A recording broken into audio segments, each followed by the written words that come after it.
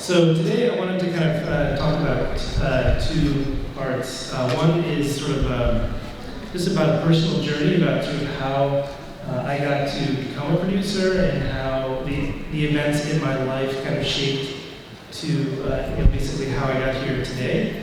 For any of you who are interested in producing, or you guys want to make your own anime someday, I just want to kind of share that to you guys if that interests you. And then after that, I want to talk a little bit about our production, Eden, which came out earlier this year, and Star Wars Visions. We'll mention that briefly at the end of the presentation. And then we also, at the very end, we're going to have some Q&A. And then we've also have some gifts to give away today and Revenue Raffle. And the grand prize is going to be a Legend of Zelda Game Watch, just because I love Legend of Zelda. And I thought, this is a pretty cool thing. So I thought we'd have that to give away. All right, so we'll get started. Thank you again for coming. Let's see here. Get this running. Okay, cool.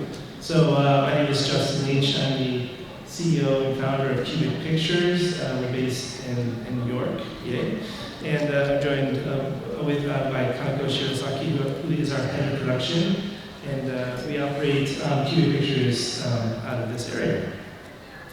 Little do you know, like maybe next door to your apartment, someone might be making anime. But anyhow, so our company was founded in 2013. The first project was a Kickstarter project called Kickheart, which maybe some of you back, I don't know. But that was a really fun project. We're based in New York and Tokyo.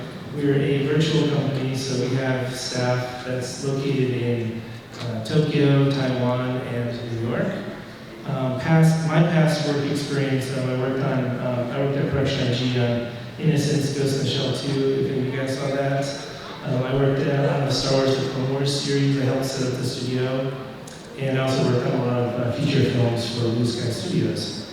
And then past projects that we produced, or that I produced, is Kickheart, another project called Under the Dog, Eden, and Star Wars Visions. And we make original content as well as branded IP content like Star Wars.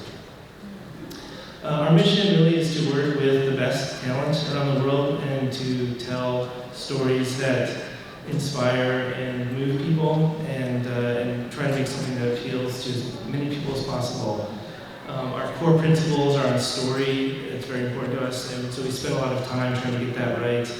We believe in the craft of what we do. We try to perfect, the process by making animation.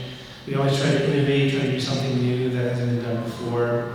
And collaboration is something that's very important to us. And we also want to empower people that work at Qubic and people that work with us. And we also want to build a community of fans and people that we can work and basically share our stories with. So the first part, I just kind of want to talk about my own journey. I don't know why, but I thought of Autocrat Printers Anatomy of a Murder. I just switched producer in there. Basically, this is me when I was a kid. And I think like a lot of people, there were certain movies that inspired, I feel like, there are certain movies or anime or things that really affect your life. And for me, Star Wars was definitely one of those things. It was a big part of my childhood. But for me, the first thing that actually really got me interested in Japan is that my fourth grade teacher had taken a trip to Nara, and she came back and she gave a slideshow. And I was in fourth grade, and I was like, oh my gosh, what is this place? Like these deer are walking around, and there's like this beautiful temple, and they have this like pillar that is like, it's called Buddha's nostril, and it's like a square hole.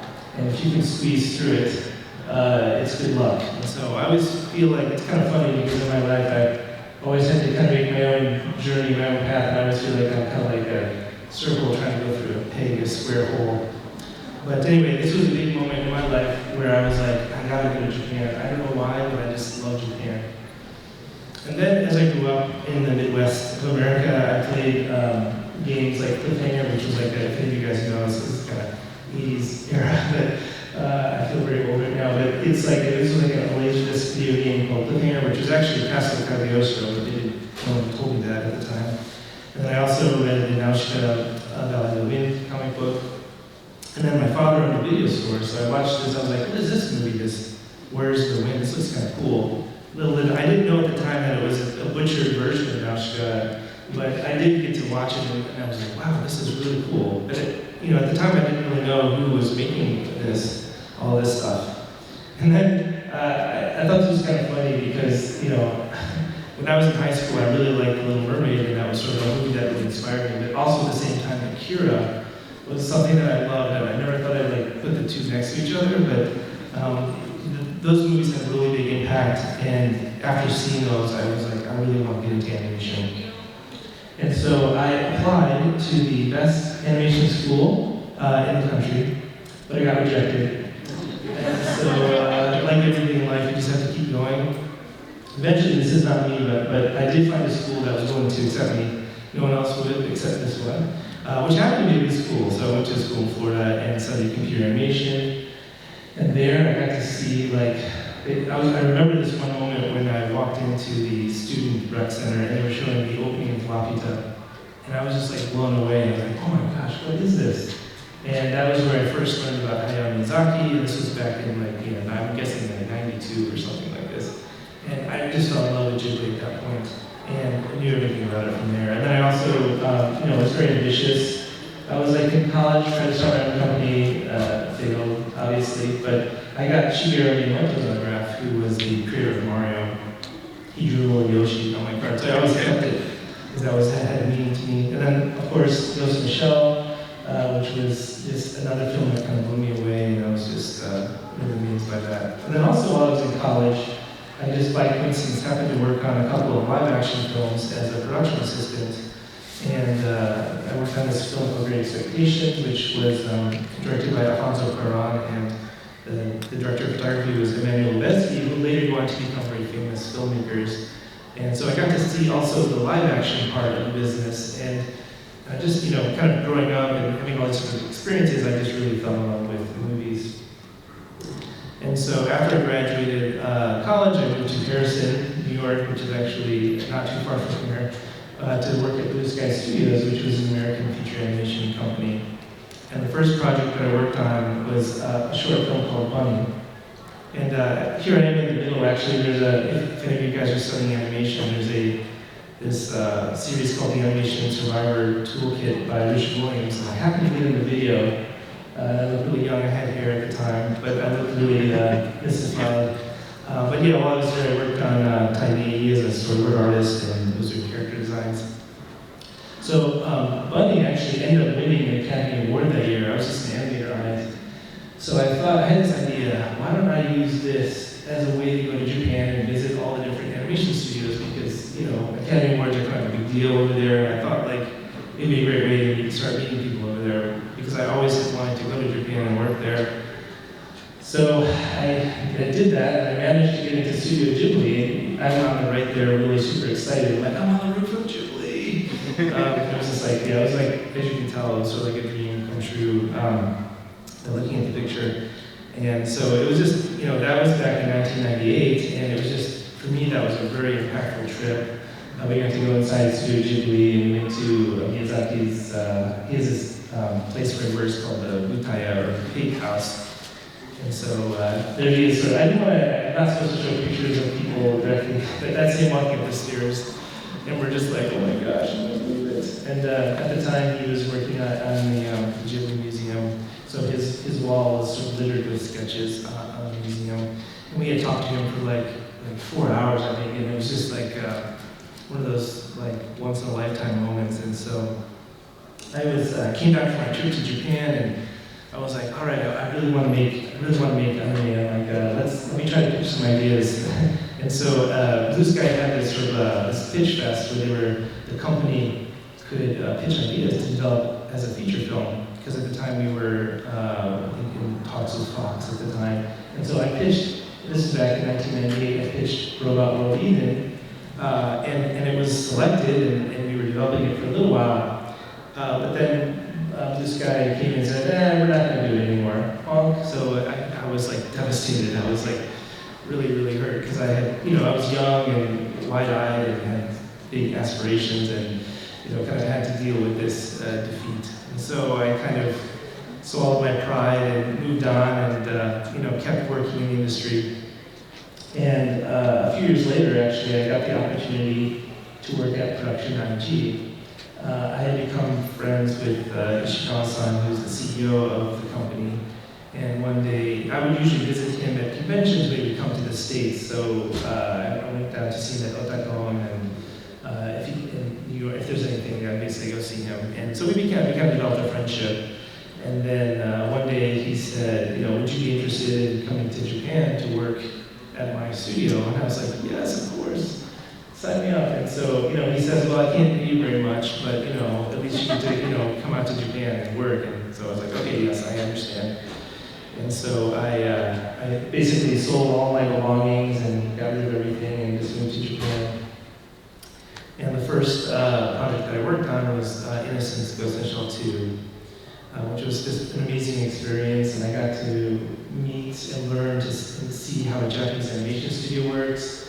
I was like the only foreigner there for the most part. Every once in a while there'd be like another intern that would come and go. But so I feel like I really got to see kind of like an inside look at sort of how a studio works, and it was really interesting and really eye-opening in a lot of ways. But yeah, I was a CG creator, so I did some shots for the film, and then yeah, basically forged a lot of friendships while I was working there that would later end up sort of helping me as I became a producer.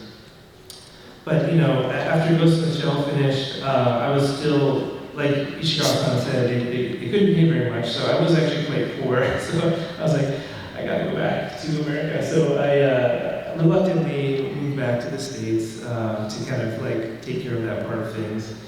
And I somehow got the opportunity to work at Lucasfilm Animation, and I was like one of the first of 6 employees working there, and George Lucas wanted to make 100 episodes of Star Wars. So he kind of jokingly said, oh yeah, I'll make 100 episodes. Oh, okay. So I was like, no, you're not going to do that, really? And yeah, he did.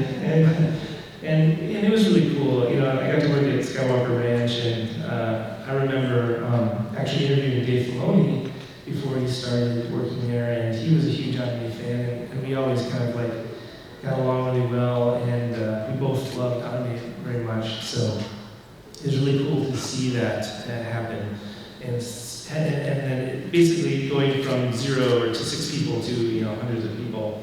And while I was there, one of the studios that I went to was called CGCG, which was in Taiwan, and my job was to kind of help set the studio for the production on a more technical level. And so I was there building tools and helping look at their pipeline and stuff. And it was our first meeting, and they were really great. And they would end up going on to making the Clone Wars series that you may have seen. And then yeah, so towards the end, I think of the second season, the team had grown significantly, and it was a really special experience to be able to work at Skywalker Ranch, and having George Lucas walk by your office I never got used to that, but it was really cool, and I learned so much in that production. And then I was kind of missing New York, and I got the opportunity to come back to Blue Sky, so I accepted that offer and came back to the East Coast. But my job at Blue Sky at the time was very technical. I was supervising the rigging department, but I still had wanted to get more into the creative and the producing. So while I was there, back in 2013, I guess, I basically met Ishikawa-san here in New York when he was here for the New York Children's Film Festival, and I pitched him the idea of doing an anime. Because at the time, I think there was a lot of excitement around crowdfunding, and I just thought this might be an interesting way to let creators be even more free with what they make. And so he was like, yes, this sounds like a great idea. I like it. How would you like to work with Masaki Yuasa? And I was like, oh yes, I would love to work with Masaki Yuasa, because I was a huge fan of Mind Game. And so that project kind of started in that way, and the project ended up being successful, and we made the short, and it was a really, really fun project. And this is all while I was working at Blue Sky, so I was like working after hours, and Blue Sky was kind enough to give me permission to do it while I was working. And then one thing when I was working on Kickstart, I always thought it would be cool to, if Yuasa and Adventure Time somehow could work together, because I thought those are two really interesting and creative worlds. And by coincidence, we met an artist from Cartoon Network who worked on Adventure Time. And so we ended up talking to them and saying, hey, would you be interested in doing like a Masaki Iwasa directed short film with Adventure Time? And they were very interested. So this project actually helped start Science Saru. It was actually Science Saru's first project, so it kind of indirectly led to that. So, and then after that project, I was involved in an exchange program called Kakehashi with the Japan Foundation, which Kanako kind of helped introduce me to. Yeah. So we were first just met through a mutual friend through Japan Society in New York City shortly before you premiered Kid Card at Japan Society. And then after that I worked at Japan Foundation doing cultural exchange between Japan and US, and then they started this Kakehashi project and looking for somebody, American person who can be advisor to send young animation creator to Japan to do some exchange project. And I was like, oh, maybe Justin would be great because he's been at the panel so many times in Japan Society talking about Japanese anime, so that's great much. And so it just like had to introduce him to my colleague who were working on Kakehashi project. I think Justin's a good fit. And then that's how you become an advisor for one of the most successful exchange programs in the Kakehashi project in my opinion. So yeah, it was really fun. We took Pendleton Ward, who created Adventure Time, and Natasha Allegri, Eric O, Mickey Lee, and Tim Reckart, who are now actually all directing projects, I think, at Netflix or something. But yeah, we took them to Japan and we went all around, and it was really fun. We had a great time. And then I was approached by some producers from Kino Citrus to help out with Under the Dog, which was a Kickstarter project. Sort of after they needed some extra help, and so they asked me if I could come in. And that was actually the first time I met Kevin Pinkin, who some of you may know. He's a fantastic composer, and that's where I got to know about his work. And then, while I was doing all this producing stuff, I was like, gosh, you know what, like, I kind of like the producing stuff. And it's like, I want to do this for full time. Even though, like, I was supervising a whole bunch of films, and they were, well-known commercial feature films, it just really wasn't my cup of tea, and so I decided to leave Blue Sky and try to pursue the idea of just producing full time. And so basically, the key points that I wanted to just stress for anyone that's interested in producing or becoming a producer is, it's a lot about persistence. It's a marathon. It's not a sprint. Just keep. Eden, for example, was an idea that I came up with 20 years ago that I really wanted to make, and it took a very long time to get it made. I also think it's important to do the thing that makes you happy and follow your bliss, as they say, and also be open to exploring new ideas and accepting failures along the way. And things like having a good attitude and building good relationships are very important to becoming a producer. And then also like awareness of sort of understanding things like leverage, and in terms of the business side, you need a good lawyer and accountant, I learned, so it's good that if you're going to do that, make sure you have that. So basically, while I quit my job and I was trying to figure out like what I was going to do next, and I kind of happened to connect with an old colleague from Production IG, and I had been working on a short film for quite a while, and I had hired a mechanical designer who goes to the shell. This is the image that he made for me for my short film. And I just sort of casually mentioned it to my friend who had just got a job at Netflix at the time. And I wasn't intending to pitch or anything like this, but he basically said, well, why don't you pitch an idea to me? And I was like, really? He's like, yes. And so that was the start of the conversation. And we worked on a pitch together, and it was really unusual because like original ideas or getting your own idea made in Japan is like really difficult, and I just wouldn't expect that type of opportunity. So I feel very lucky that they were willing to give me a chance. So we basically we sold the pitch to Netflix, and we really we wanted to make an anime that could reach a wide global audience. And you might call it sort of like an intro anime, like if you ever wanted like your brother or sister to watch anime, but maybe they're not ready to watch the traditional anime. This would be sort of like something you could watch together and hopefully enjoy. And we basically wanted to reach the widest audience possible for this project. So basically Netflix basically said like, okay, you got a month to basically build the team for your project if you're going to do this, if we're going to do this. And so basically I had to scramble and find out, okay, who are we going to get to work on this project. And so we got CGCG, who I met from the Clone Wars. We also worked with Wolf Smoke on the BG art direction. They did Batman in Shanghai, if you guys have seen that. And then through a mutual connection, we reached out to Yasuhiro Iie, who was the director of Full Metal Alchemist Brotherhood. And he accepted the job as director. And we worked with Ueno-san as a writer, who worked on Little Witch Academia. And we got Kawamoto-san, Toshihiro Kawamoto, who's a character designer from Qubic Pictures, he's like a legend in the industry. Turns out like he's a big Star Wars fan, and I gave him a tour of Skywalker Ranch many years ago, and I said, hey, Kawamoto-san, would you mind helping me out? And so I think, because of that kind of friendly exchange we had earlier, he was willing to sort of help out, which is really great. And then Takuchi-san helped out as well. And then Christophe Ferreira, who is a French comic book artist who lives in Japan, also was our concept artist. And then Kevin Pankin accepted as a to-be composer, which was awesome because I loved his work. And so we basically put the best team of people together that we could, and just trying to figure out, okay, now how are we going to make this? Because we've got people in New York, and Japan, and Taiwan, and China, so we had to sort of figure out the logistics. So one of the first things I did was make gather the production team. So Kanako was part of that team as our head of production and co-producer on that project. And Kanako, I don't know if you want to talk about your... Sure, yeah. So it's a very, so like, as Justin said, like Netflix asking like, oh, you need 1 month to get a team to do to get a green light.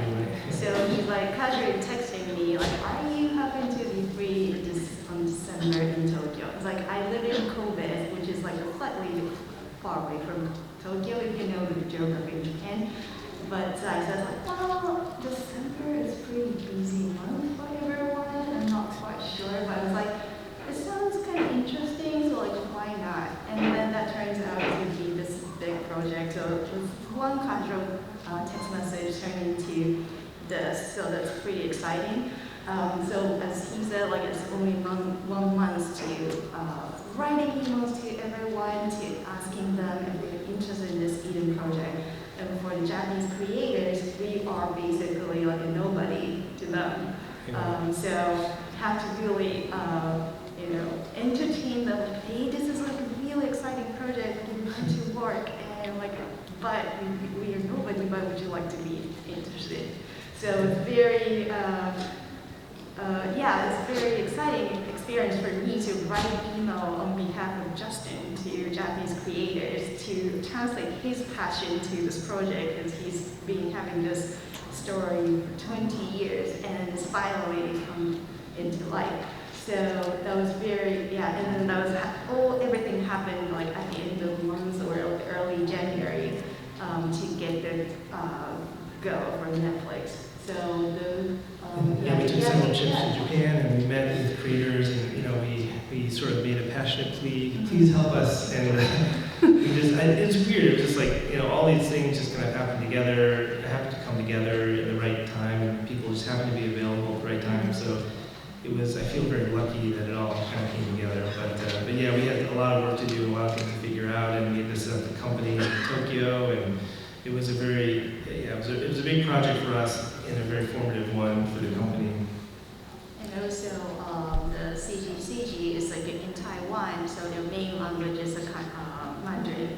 And then our director is Japanese, and then Justin's American, so he speaks English. So we have 3 languages going back and forth between these 3 different time zones. So basically, everyone is on 24/7 on email. Like, and when you get up, there's something from Justin. And then when you go, before you go to bed, like there's something from the director. If you're familiar with Japanese anime called Shirobako, if you're maybe familiar with how Japanese animator works, they're not working from like a 9 to 6, but they're more like waking up at like 12-ish and start working from 1 or 2, and then go up until like a midnight. So sometimes the director, Irie-san also, he's a really busy guy, so he sometimes like review all the animation from CG from like at 10 p.m. and then finish reviewing that around like 2 in the morning, and then gave us like his feedback, and then we have to translate that Japanese into English so that we can send it to English us, maybe contact us CG so that they can translate first thing in the morning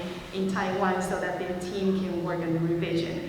So that was a pretty crazy time frame. Like I have to adjust my timer to adjust myself, like my inner clock to director, like work, like life balance to fit into this production needs. And we had to set like basically a virtual pipeline, which is kind of ironically before COVID even hit, we had already established like a remote pipeline. So when it did hit, it wasn't too much of an impact on us, but we sort of had to figure that problem out. But yeah, it was an amazing experience, and Netflix, to their credit, and they put so much behind it, and they really supported us, and there's such a fantastic voice cast. If you guys have not seen the show, I encourage you to watch all 4 episodes at once.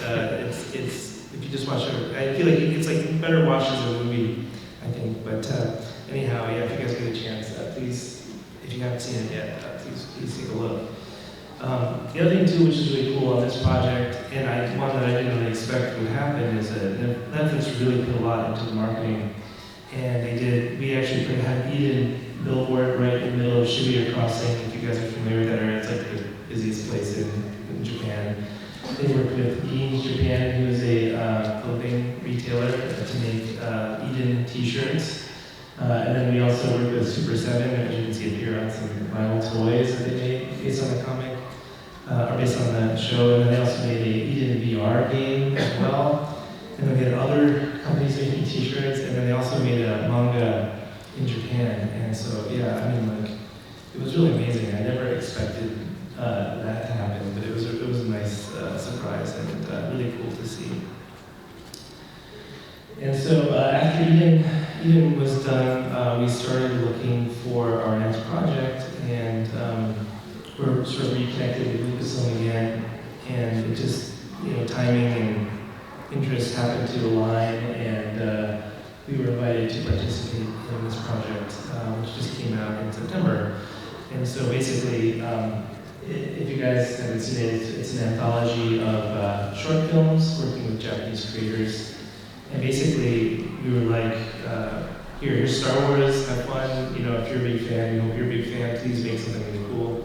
And so we basically worked with several studios on this, like Production IG, Trigger, Kinema Citrus, Kamikaze Doga, Saru, Juno Studio, and Studio Colorido. And in this particular production, we had to act as a hub of communication between all the different studios in Japan and the team, producing team with Lucasfilm. And it was pretty crazy. I don't know if you want to talk about some of your, I mean, it was pretty hard. Yeah, so every time you work with Japan, the biggest role you hit is a time zone difference. So right now it's only 14-hour difference, so it's 6 in the morning right now in Japan. So basically like when you get up, you have some emails from Japan, and then you write to Lucasfilm people, and you have like some meetings, and then you get back to Japan like at the end of your day, and then if you're stay up like at 9 p.m. in US time, and then they're already like at 10 in the morning or 11 based on like the winter time or summertime. So they sometimes they just shoot back you email like, hey, like so follow up. So they're never ending basically. Like you can basically stay up all day to like communicate like in both sides. So that's the one challenge we have, especially during the COVID, because it's really difficult to reach out to them, like talk to them like face to face to get to know more about like each creators and studios. And also we have 9 different shorts by 7 studios. So even though it's every single studio has different pipeline, and every short has a different pipeline. Like the Trigger produced the Elder and the Twins, but these two animes were very made differently. So two have very different pipeline. They have each individual producers. So even though when you say like communicate one thing to one studio, they might have a different answer for different short. So these are the type of things we become a bridge between Japanese studios and Lucasfilms and work with. Yeah, and like even just something like a simple message that you want to send out, you have to like send it out every time for each studio, and each studio may have its own like thread of conversation. So yeah, it was really hard, but really fun. We still had a lot of fun doing it because it was just the stuff that they were making was so cool. It was really inspiring. So, but yeah, so those are sort of our two projects that we've worked on and have been released. And I think one of the things I wanted to touch upon on this presentation was basically from a producing standpoint. What is our approach to producing anime? And I think that in the past, there's been attempts from Hollywood and other companies to make anime-inspired projects or adaptations of anime. And our philosophy is really try to be as authentic as possible to Japan and like honor the culture of Japan and learn about their process and how they do things. So we never tried to enforce our own ideology on the process of making animation. We embraced it fully, and we tried to support them in the best way possible. So we tried to build trusted relationships, and we respect the culture. We encouraged open communication, and we worked in a sort of partnership fashion. We also handle all the translation for all the studios and all the creators, so they don't have to worry about having to speak English or having to assume that anyone speaks English. And then we also had to adapt to the Japanese animation system, which is a little bit more auteur-based, where the creator, the director, sort of is responsible for certain things, and you have to be mindful of sort of feedback and then give to those people. So and there's just a different way of producing anime. It's just different than how it's done typically in the West.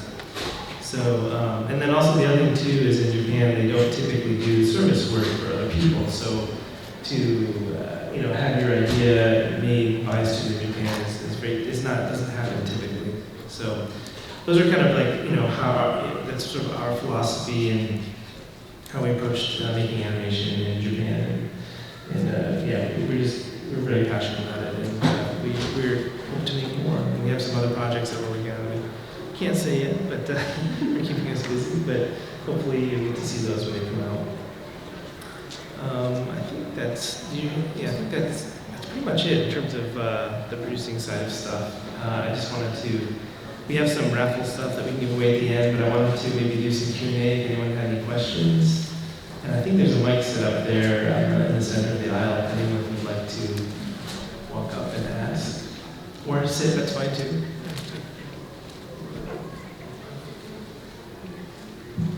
Hey, you hear me? All right.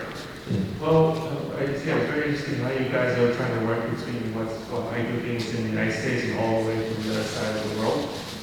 So I'm interested in wondering, with some studios, popular studios out there, like Qubic Pictures and their Monsterverse, for example, especially other companies like even Netflix being interested in the anime world, and making their own versions of their animes, really in motion picture, hit or miss, as we all know. But do you feel like the way other studios, big studios out there are interested in the world of Japanese media, makes you guys hopeful for bigger things in the future? Yeah, I think right now, anime is just so popular globally, and I think there's so much interest around the world in working and making anime, and also making authentic anime. And I think there are companies like Netflix, Disney Plus, which did Star Wars Visions, HBO Max. They're all starting to invest in this project. So I think there's going to be more opportunities for creators. And I think it's sometimes hard when you have, for Western companies to work with Japan, but I feel like people are very open and willing, and more willing, I think, than before to work with international companies. But yeah, Netflix has really changed the landscape, I think, in Japan, especially because most of the studios now are like fully booked for like 3 to 4 years. So to hire a studio and actually make it difficult because they're all booked for solidly for so many years. Yes, next question. Hello, my name is Ken. I'm an animation major at SCAD. You actually stopped by Animation Fest back in September, so I really enjoyed your conversation on how you approached maybe Star Wars visions. I watched that show, it was fantastic. My question to you is that for people who, we're talking about production, co-production between Japanese studios and American production. Is there any advice, advice that you would give to people who wish to be more involved in productions? You might have already touched upon this, but I just wanted to ask you directly in this question. Yeah, I think, I would definitely recommend going to Japan and working there as much as, if it's possible, it is, at the moment, it's pretty hard to work there, I think you have to go in with the right mindset, thinking that, this is a learning experience, and it's or maybe you set a limited time to do it, but it is true that the salaries are really low, and that's something that I actually personally want to try to change and make better and improve the work environment. But it's not something I can do right away, but it's something that I'm trying to do little by little. But yeah, I think it's always good to go to Japan as much as possible, build relationships, because Japan is very relationship based. So the more you can get to know those people from the studios, and better yet, if you can work there, then you will have a lot of connections that will later help you to work on those co-productions together. And I think that's probably the best bit of advice I can give is I think it's good if you can live in Japan if possible. I think that's the best way to do that sort of thing. Thank you very much. Yeah. Hi, so my question is kind of a general, more like philosophical one. So I would say that now we're seeing such an increase right now of the global collaboration between, multicultural collaboration, creating animation right now, which is, I think, amazing. However, a lot of people would maybe argue that there are some disadvantages to that. What would you say to them, where they think that the authenticity remains in those countries and that the intermingling kind of takes away from that? Because I don't think it does, but some people would argue that. Yeah. What would you say to them? Yeah, that's a good question because, I think anime itself is just a general term of animation, not specifically Japan, but I think over time they've made so much animation that has been beloved around the world that they've made their own brand just by continuing to make that type of animation. So, yeah, it's and then we've seen attempts in the past where people try to mimic the style, and it just never quite feels the same. And I always wonder what is that thing exactly, and I think that's why I try to work with, creators in Japan as much as possible, because I also want to learn from them and learn their process, and I think maybe as more creators outside Japan work with creators in Japan, I'll learn what is it that makes anime authentic, and hopefully they can sort of take those things and put those into the projects that they make in the future. But yeah, it's an interesting question. What is it that je ne sais quoi? I also emphasize originally Japanese anime started heavily influenced from Disney animation, Walt Disney, and then they developed their own way to make animation, and then creators in Japan are really hugely still influenced by lots of animation made by Pixar and those animations from all over the world. So I just wanted to emphasize, it's not just they're making anime through the inner circle influence, and they get lots of influence from outside world, and then creating more new stuff out there. So authenticity things always in the question, but I would say influence is not just one way around, it's just always circulating Kind of cyclical, all around the yeah. world. Yeah. Right. Thank you guys so much. I appreciate that. Thank you. Hi, my name is Vincent. Thank you for coming. I think my question is in the entertainment industry, it's basically a dance between the artists who create and those who run these endeavors. Yeah. So my question is how do you communicate to the accountants, the financial analysts saying that this idea is good, and how do you communicate to the artist saying, hey, this is the budget right now, how do we stay within it? I know. That's always like the hardest part of producing is like the things you want to do and the money that you have to do it with. And it's always a constant, and then the concept of risk and risk taking and, you know, like technically speaking, if the director's not paying for the budget, but this person is, and then what if the studio thinks something different than what the director thinks? And, you know, it's a very tricky balance and it's hard. And, you know, I think we try to just, at least in our personal experience, we just try to like find the best possible talent that we believe in. And if there's a difference of opinion on those two things, yeah, we just try our best to work it out. But yeah, it's hard. Like there are certain things like people can't see behind the scenes in terms of budgets and things like that. And it's really hard. Like you just try to like problem solve the best you can, and then just try to get the best team as possible and trust. And we try to also respect the system in Japan, which is a little bit less. Like American production and entertainment industry tends to be very producer driven, and everyone's generally, for the most part, you know, there's an understanding about notes from, you know, executives and things like that. But in Japan, it's not as much, not as common. So we try to like just work. We try to explain that to the people we're working with as well, that this is how it kind of works, and we have to be careful of the relationship. If you push too hard on something, you know, you might cause some problems. And it's a small industry people talk to. So it's just like we try to like just balance it the best we can. But yeah, it's always a struggle. You know, it's like you always feel like you just don't quite have enough, or you want to do this thing, and you got to balance. You know, there's a lot of balancing that goes on, and what you want to do and what you can do. It's like walking on eggshells sometimes. Yes, definitely. Thanks so much. Cool, thank you. You talked before about how long, like how far ahead stuff is scheduled, and I'm curious about Star Wars Visions in particular because it's like 2 trigger shorts and 2 side Star Wars shorts and no triggers. Right? So like how long did that take, you know, from either Disney or you guys reaching out to the studios and creators, like, from start to actually putting power?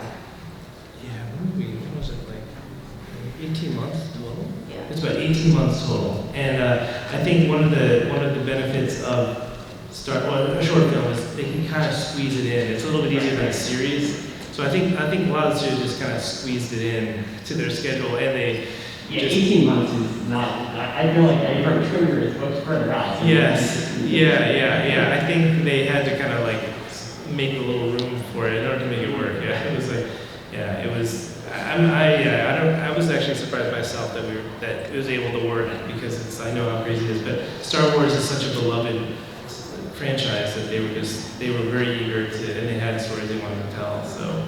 Those creator really wanted to do it, like they're like Star Wars, like yes. So they knew like the schedule was really tight, but they were like, we gotta do it. So I think that was like really a passion project. Yeah, for a lot of Make it people. happen. Cool, thank you. Yeah, we're almost running. I think we're going to be out of time soon. So we have to do the raffle soon, but we'll try to do the questions really quick. Hello, I just wanted to ask, I've tried animating like 3D models and I'm sort of a beginner, but I wanted to really ask, if I wanted to start animating seriously, what could I use for reference? I feel like it's a simple question. Oh, like what for reference? Like CG anime? I think Orange for Beastars is a great thing to look at. For CG anime, they're great. I got like 1 minute left. Orange and Blender. Look at all the stuff that's going on in the Blender world. There's lots of cool stuff happening there. And then also good. That'd be my recommendation. Is Orange. They do great stuff. All right, thank you. Yep. Real quick, are they building up capacity for production in the West? They are, I think. It depends. I think, in terms of anime production in the West, I think the big one's probably Powerhouse, which is the Castlevania series. They're doing a lot of stuff. Real quick, what advice would you give a kid starting animation? Yes, it's a good question. I would just say, there's lots of great art schools like CalArts, which I didn't get into. Ringling is good. There's Gobelin in Paris is very famous. But yeah, I think just starting with the traditional education, getting the drawing skills up, and then from there, there'll probably be opportunities to interview other studios and go from there. But cool, all right, well, I think we're like out of time, so maybe we can do the raffle.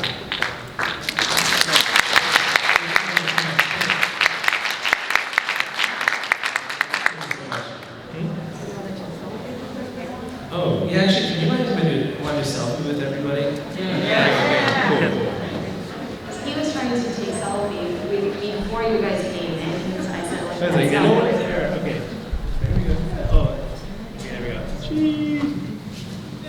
Okay, thank you. So I think there's like, we want to do the raffle, but I think there was, they said there's going to be like a bag or something. Yeah. They said they're going to give us a bag to pick the numbers from. Does anyone know? Does that ring a bell? Is there a bag? Is there a bag of tickets somewhere? I hope so. I want to give these away. Or who collected the raffle tickets? To collect the raffle tickets, but There should we be like don't a- see where they would be. what? We're working on it. We're gonna get it real quick. Okay, they're working on it. Technical difficulties. Okay, all right, okay, cool. Well, we could answer some of the questions if anyone has any, or not.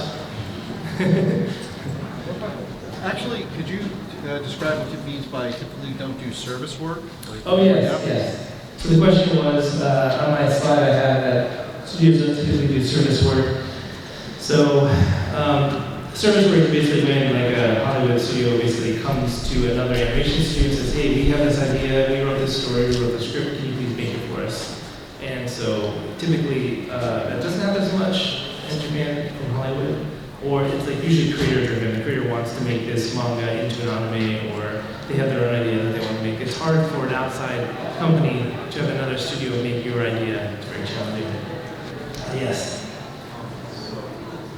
Oh, I don't think so. So actually, I went to kind of an article and talking about localization and a lot of it. I was wondering how you guys handle situations like that, like localization. Oh, localization, yeah. So in our case, Netflix on Eden, they handled all the localization. So we weren't too involved in that. And then on Visions, Lucasfilm was spearheading that mostly as well. And we were just sort of consulting on we would help with like translations on the script or things like that. So typically the studios are the ones handling most of the localization. We didn't do too much of that on our end. Thanks. Yeah, thanks. All right. You discussed your personal process as a producer. I was curious to hear about your process as starting a production company. Yes.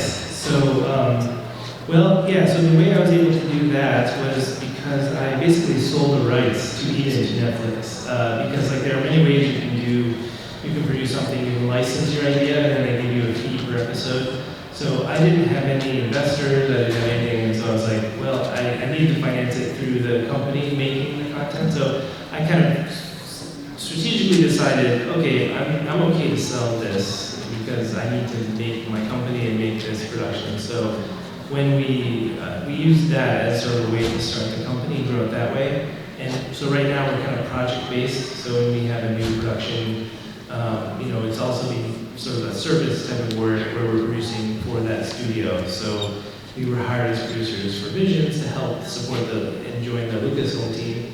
So, and then from there, once we got the project in and we had the agreements in place, then I needed a lawyer. It's really important. I said lawyer and accountant, very, very important.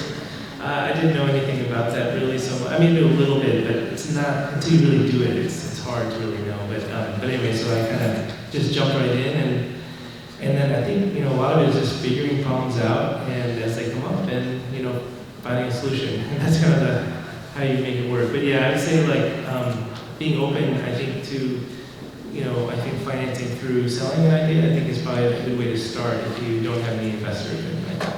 Great, thank you. Yep. This question is basically a bit about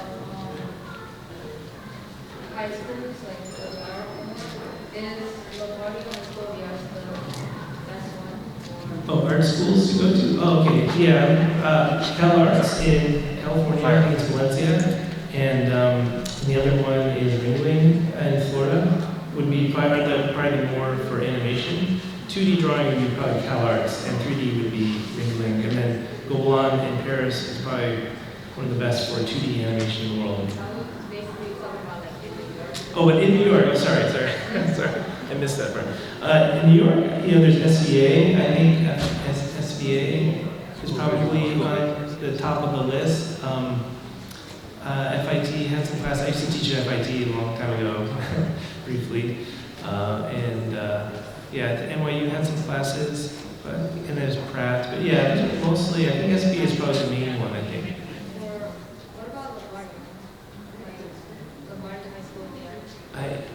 I'm not familiar. I'll have to go. I'm going to go look to learn about that school, but I'm not familiar with it. So I'm sorry to say. I'm sure. I'm sure it's probably a great school, but I unfortunately have not. I don't know it. Okay. But that doesn't mean it's not really good. I will. I'm going to go look after this and learn about it. But yeah, are you a student there? No. Okay. All right. Well, I will learn about the school. Oh, okay. We're gonna do the raffle. We got the numbers. Okay, Kanako, you go first. So we're gonna give away. We're gonna go. Let's start with the t-shirts. T-shirts first. So 65704.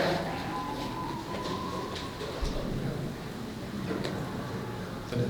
65704. 65704. All right. It's 65704. All right. Come on up.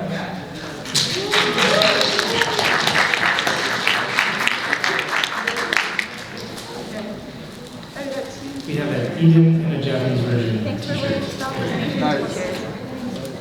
All right. Next one is a signed super vinyl Eden toy. That'd be 065622. Wait, All right. I think this is it. All right. Awesome. Oh my god. All right. Next one is 837.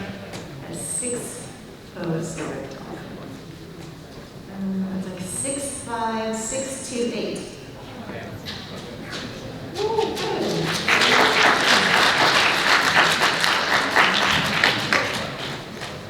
Yeah, if you haven't watched any Eden on Netflix, please do.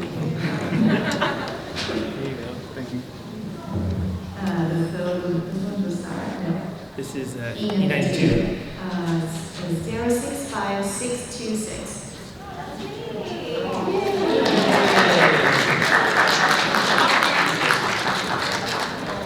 So this is like kind of like a daddy for that. Yeah. All right, and the Legend of Zelda Game & Watch. Oh boy. So 65641. That's me. Oh wow.